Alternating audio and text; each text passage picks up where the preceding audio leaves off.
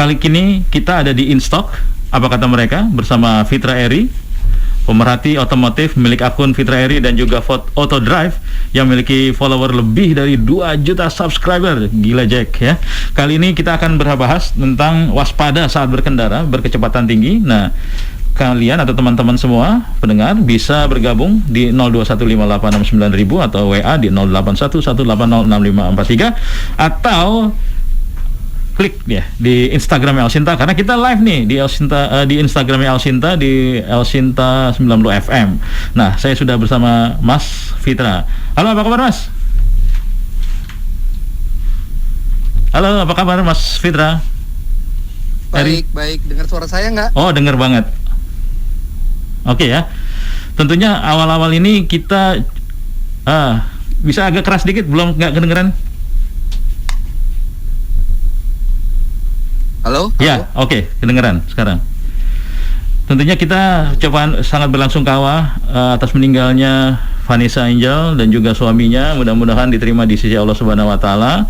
Tentunya dengan adanya kejadian itu kita patut belajar mengenai kewaspadaan kita berkendara di jalan raya, apalagi saat ini Mas Fitra ya. Jakarta Surabaya itu tolnya udah nyambung. Jadi kalau kita drive di sana itu rasanya luar biasa asik gitu ya. Tapi keasikan itu harus kita waspadai dengan hal-hal yang apa ya, yang menjadikan bahaya begitu. Nah, kira-kira apa awal ini Mas yang perlu kita garis bawah ya untuk kewaspadaan kita berkendara nih Mas Fitra? Oke, ya pertama-tama saya juga turut menyatakan bela sungkawa atas meninggalnya Vanessa Angel dan Mas Bibi. Semoga diterima di sisinya dan keluarga diberikan kekuatan. Dan kecelakaan ini menarik perhatian karena kebetulan korbannya adalah selebriti. Tapi sebenarnya kecelakaan di tol itu sering sekali dan korban jiwa juga banyak. Dan karena ini yang meninggal adalah sosok yang kita kenal, public figure, jadi memang ini saat yang tepat untuk membahas seperti ini karena perhatian masyarakat juga sedang ke arah berita ini. Persis, jadi ya, betul. Kita bisa memanfaatkan momentum ini untuk mengedukasi supaya tidak terulang lagi kejadian seperti ini. Saya catat di postingannya Mas Eri ya, di Eri Fitra, ada sekitar 10 faktor-faktor ya kecelakaan di jalan tol. Cuaca, kondisi jalan, terus juga manuver jalan mendadak, ban yang botak, genangan air, lantas juga tidak menjaga jarak aman, hilang konsentrasi, lelah, sampai dengan ban pecah ya. Karena kita nggak terlalu lama nih, cuma sampai beberapa menit ke depan ya, dalam kurang waktu 20 menit. Kira-kira Mas, apa sih ya yang perlu kita ketahui nih supaya kita terhindar dari hal-hal yang seperti itu? Dari sekian banyak yang dibilang oleh Mas Eri, mana paling banyak lelah atau kejadian begitu? Yang paling penting itu pertama kita harus sadar diri dulu bahwa kita mau berkendara di jalan tol. Jalan tol, mobil itu terasa pelan karena jalannya lancar, apalagi di ruas yang masih sepi, jalan 100 km per jam itu rasanya juga pelan. Jadi kita harus sadar diri dulu bahwa kita akan melalui jalan tol yang kecepatannya relatif tinggi, dan kita memastikan kondisi kendaraan kita baik, kondisi fisik kita baik, dan yang paling penting adalah kita sadar bahwa berkendara dengan kecepatan yang lebih tinggi, faktor-faktor penyebab kecelakaan yang tadi saya sebutkan di vlog saya dan tadi juga disebutkan di sini, itu menjadi berlipat ganda resikonya ketika kecepatan itu semakin tinggi. Ban pecah kalau misalnya di kecepatan rendah mungkin tidak berbahaya, tapi ban pecah di 150 km per jam berbahaya. Kemudian mengantuk kalau di kecepatan rendah ya mungkin cuma tabrakan ringan, tapi mengantuk di kecepatan tinggi bisa fatal.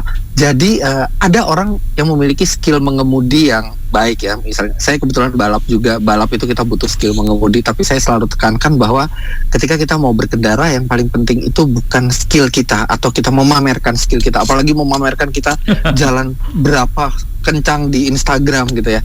Tapi yang lebih penting itu adalah attitude bahwa jalan itu bukan punya kita sendiri. Persis. Dan kita juga bertanggung jawab ke keselamatan kita, ke keselamatan penumpang kita, dan keselamatan orang lain di jalan. Jadi menurut saya tips-tips memeriksa mobil, kondisi segala macam itu harus dilakukan, tapi yang paling penting adalah sadar diri bahwa berkendara itu selalu mengundang resiko, apalagi di jalan tol yang kecepatannya relatif tinggi.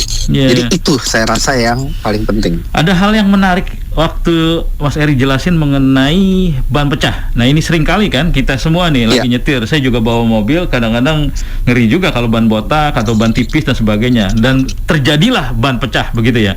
Ada satu yang saya catat di situ, itu gila keren banget tuh. Jadi kalau ban pecah, setir lu tuh harus tetap stay, lu nggak boleh ngerem, dan kecepatan 30 km baru lu minggir, baru bisa rem gitu. Bisa kasih dong Mas explore dikit nih, karena ini sering banget kejadian nih kan di tol, di jalan apapun begitu ya. Apalagi kalau kita nggak ngecek ban ya, udah botak atau apa, tiba-tiba ban meledak ya, atau banyak kejahatan begitu ya. Gimana Mas? Iya betul. Sekarang saya mau informasikan sedikit penyebab ban pecah. Penyebab ban pecah itu bisa karena kondisi bannya sendiri memang sudah jelek. Bannya sudah gembung tapi tetap dipaksakan jalan. Kedua adalah ban bagus juga bisa meledak kalau kita salah melakukan pengecekan tekanan ban. Jadi tekanan ban itu sebaiknya sama dengan yang direkomendasikan oleh pabrikan mobil. Kita bisa lihat tuh biasanya di pilar pintu atau di buku manual pasti ada. Nah, kalau misalnya tidak tepat, lebih bahaya mana sih, terlalu tinggi tekanan atau terlalu rendah tekanan? Orang berpendapat terlalu tinggi tekanan bahaya karena ban bisa meletus. Padahal yang membuat ban meledak lebih banyak karena tekanan terlalu rendah. Kenapa? Karena kalau ban tekanan terlalu rendah, maka ban itu akan berubah bentuknya seperti kempes gitu, dan dinding ban yang tidak dirancang untuk menyentuh aspal itu jadi menyentuh aspal, dan dinding ban itu tidak setebal tapak, jadi dia lemah, terkikis dan akhirnya meledak. Jadi itu tekanan ban harus kita perhatikan. Kalau misalnya ban sudah meledak, yang pertama itu kita nggak boleh kaget dan nggak boleh panik. Kadang-kadang kita kaget, gitu ya, dan tiba-tiba ada getaran di setir, kita langsung panik dan melakukan action. Biasanya kita ngerem pertama kali. Betul banget. Padahal itu yang paling tidak direkomendasikan ketika kita tidak direkomendasikan ketika kita ban pecah. Kenapa? Pada saat ban pecah, misalnya kita ban pecahnya itu depan kanan, grip antara ban kanan atau daya cengkram ban kanan yang sudah kempes dan ban kiri yang masih bagus itu berbeda. Sedangkan rem akan mengerem ke semua ban. Dan ketika pengereman yang sama disalurkan ke ban yang beda traksinya antara kanan dan kiri, maka mobil secara natural dia akan mulai melintir, mulai hilang kendali. Iya. Dan itu bisa bahaya banget kalau melintir itu ya. Apa aja bisa kejadian. Bahaya sekali ketika melintir. Nah, apa yang kita lakukan kalau ban itu pecah? Pertama, kita jangan panik, jangan kaget, dan jangan mengerem. Terus ada yang tanya, lah terus kalau di depan mobilnya mau berhenti gimana? Ya itu keadaan yang jarang ya, karena biasanya kita lagi berkendara konstan gitu kan, di tol kecepatannya sama, begitu meledak kita tidak mengerem tapi kita melepas gas, dan melepas gasnya juga gradual, pelan-pelan, sambil setir itu tetap dijaga tetap lurus, karena biasa pada saat ban pecah itu akan ada setir itu menarik ke kiri atau ke kanan. Nah setelah itu kita pakai sen dan kita masuk ke bahu jalan untuk berhenti. Kalau sudah di bawah 30 km per jam boleh injek rem, dan injek remnya juga jangan mendadak gitu.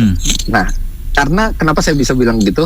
Karena saya sering juga mengalami pecah ban ketika lagi balap. Pernah itu ya? Selama kita tidak menginjek, sering selama kita biarkan saja dan kita memegang setir, insya Allah mobil itu akan tetap terkendali.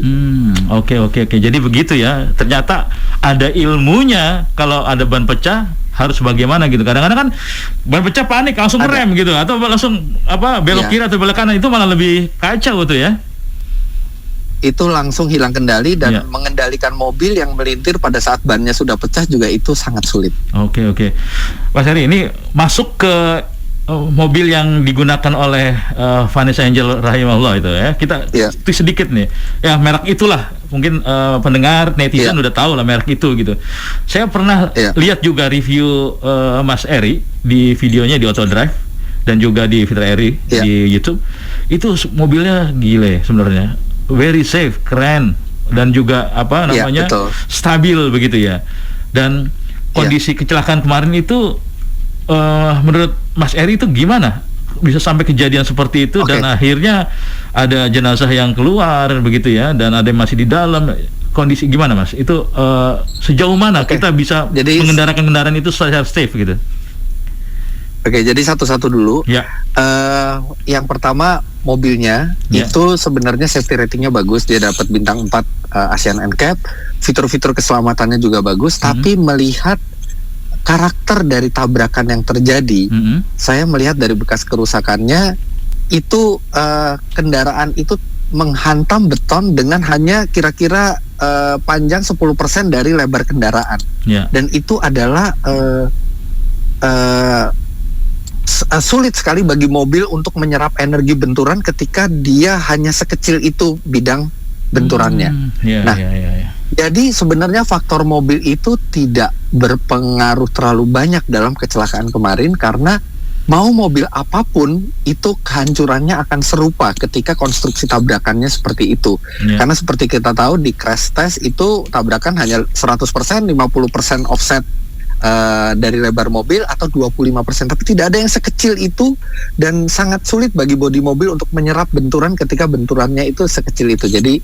Jadi memang mobil apapun akan mirip seperti itu hasilnya. Iya. Putus-putus Mas Eri? Halo. Ya. Oke. Emang saya lagi nggak ngomong tadi, udah selesai. Oh gitu. Ini ada chat dari netizen ya. Kalau ban yang udah kadaluarsa gimana ya Mas Eri? Apakah masih banyak dipakai? Efek dari ban kadaluarsa itu apa aja? Dan ada nggak tahunnya di ban? Sehingga kita tahu ini ban udah kadaluarsa sampai sejauh mana sih kadaluarsanya? Ini penjelasan dari Mas Eri sebelumnya ya. Oke, nggak apa-apa nih, kita jawab ya. Jadi dari akun Rahman. Oke, silakan. Oke, jadi ban itu berbeda dengan makanan. Basinya 2 hari, 3 hari pasti basi gitu ya. Ban itu memang ada kadaluarsanya karena ban terbuat dari karet, tapi tergantung perawatan dari ban tersebut. Misalnya bannya tidak pernah terkena suhu yang sangat panas, dia akan lebih awet gitu ya. Rata-rata itu ada pabrik ban yang merekomendasikan sampai umur 10 tahun masih bisa dipakai asal kembangannya tidak habis ya.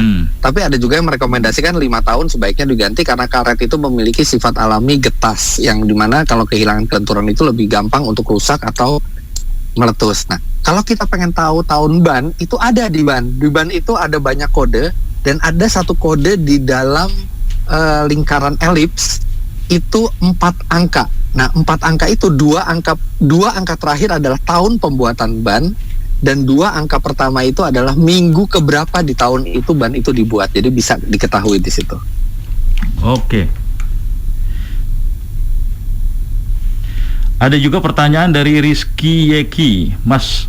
Oke, terima kasih masukannya biar Mas Eri bisa bicara dengan jelas. Oke, baik. Ada juga pertanyaan dari Kiran Stanley 93. Sudah bisa menghadapi ban pecah di Supra Getter Bapak katanya. Terus juga ada keren ilmunya Kick Me dari akun Kick Me Host, dan juga pertanyaan dari berikutnya, mantap Om Eri, panutan. Wah, lagi digitos ya Om. Terus juga, oh iya, ini ada pertanyaan juga. Sebenarnya saya nggak menuju ke Citos, sebenarnya saya lagi dalam perjalanan lagi. Cuman karena untuk ini jadi saya parkir dulu di. Thank you Mas, thank you. Wah, ini khusus untuk netizen nih, El Sinta nih, dan juga seluruh pendengar El Sinta. Mas, itu juga mengenai safety belt. Tadi ada pertanyaan dari teman ya di sini. Itu kalau mobil-mobil kayak gitu, safety beltnya itu kalau di depan jelas ya, kalau nggak dipasang pasti ada alert sistemnya begitu. Kalau yang di belakang, apakah juga mempengaruhi safety mobil itu sendiri, Mas Eri? Sejauh ini bagaimana? Nah, ini kita itu belum diwajibkan atau belum dibudayakan untuk memakai safety belt di belakang. Kita baru di depan. Kalau di depan kita rata-rata sudah patuh semua. Padahal sebenarnya bahaya itu di depan maupun di belakang pada saat terjadi tabrakan tuh mirip-mirip aja, karena kalau kita berjalan 100 km per jam dengan mobil, badan kita pun berjalan 100 km per jam, baik kita duduk di depan maupun duduk di belakang. Tiba-tiba mobil menabrak sesuatu dan berhenti, badan kita masih terlempar 100 km per jam ke depan dan menabrak mobil. Nah, yang menahan badan kita adalah safety belt. Jadi sebaiknya safety belt memang digunakan tidak hanya di depan tapi di belakang.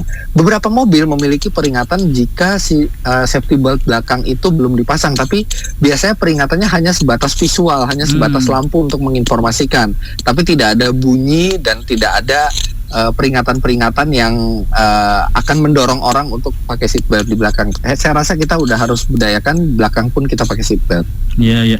Mas, juga ada pertanyaan dari Mas Edi ya di Semarang.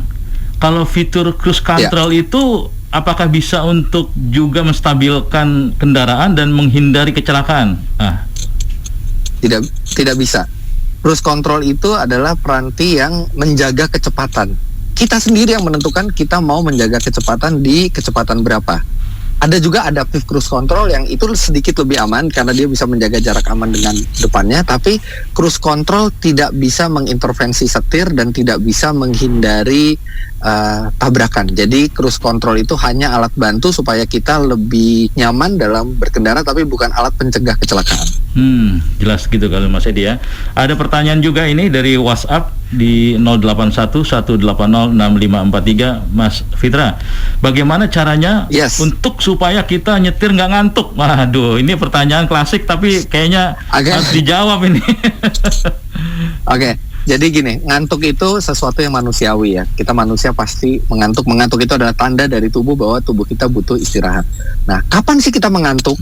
Kita mengantuk itu normalnya adalah di jam biologis kita ketika kita terbiasa tidur. Kalau kita terbiasa tidur jam 10 malam kita udah ngantuk. Kalau kita terbiasa begadang tidurnya jam 3 malam kita ngantuk. Makanya sebisa mungkin berkendaralah di luar jam biologis ketika kita tidur. Itu satu udah cukup membantu. Tapi bukan berarti ketika kita di jam segar kita tidak bisa mengantuk, karena mengantuk itu kadang-kadang bukan hanya disebabkan oleh tubuh kita yang lelah, tapi oleh mata kita yang lelah. Misalnya sinar matahari dari depan, sinar lampu mobil dari depan, itu membuat mata kita lelah dan seakan kita pengen menutup mata untuk tidur. Kemudian suara yang konstan dalam perjalanan, suara ban, suara angin,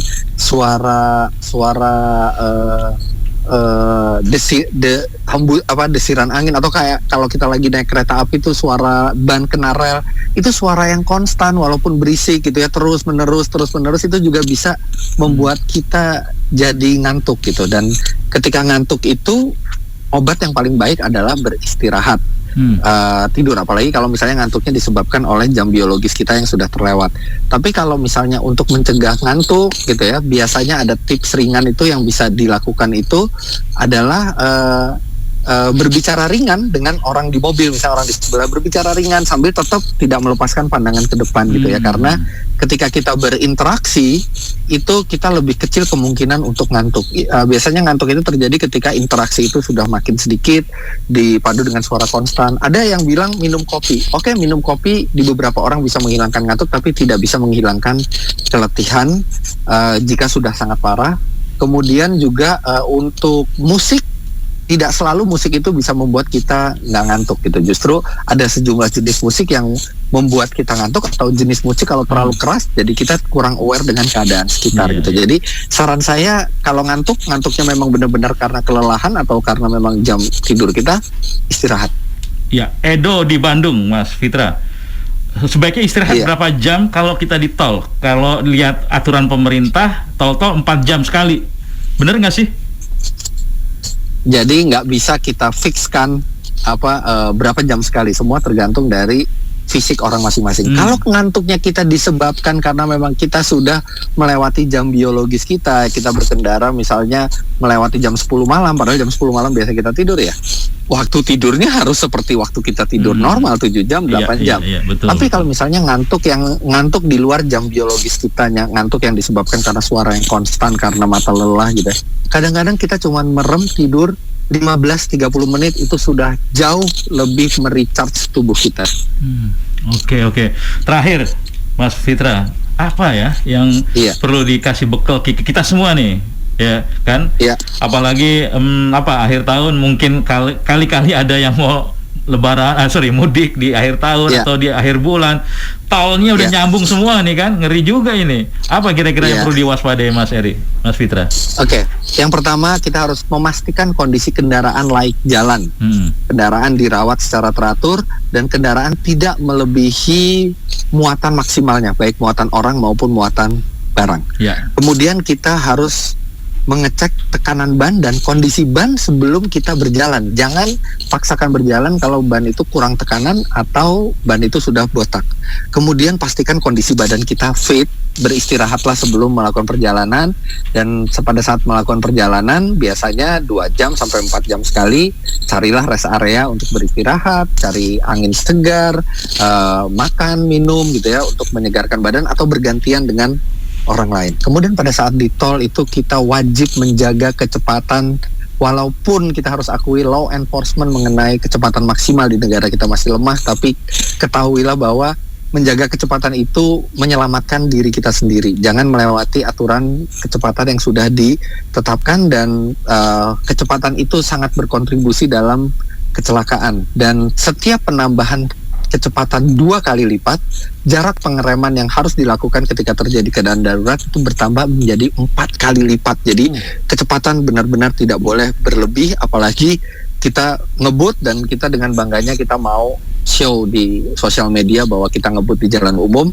Jangan dilakukan sama sekali. Dan kemudian kecepatan yang konstan itu juga dibarengi dengan menjaga jarak aman ke depan, karena menjaga jarak aman itu salah satu yang meminimalkan resiko terjadinya tabrakan beruntun atau antisipasi yang salah. Kalau jarak kita cukup, kita lebih mungkin untuk melakukan antisipasi yang benar ketika terjadi sesuatu di depan. Dan kemudian kita harus menyadari bahwa mengemudi itu adalah full-time job.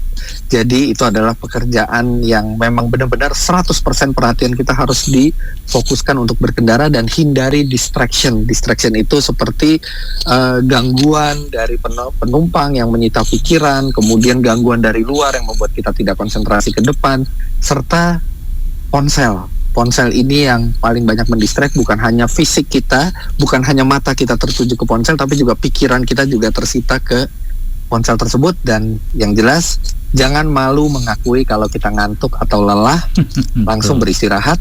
Serta satu lagi yang saya ingatkan, di jalan bukan skill yang utama, tapi attitude.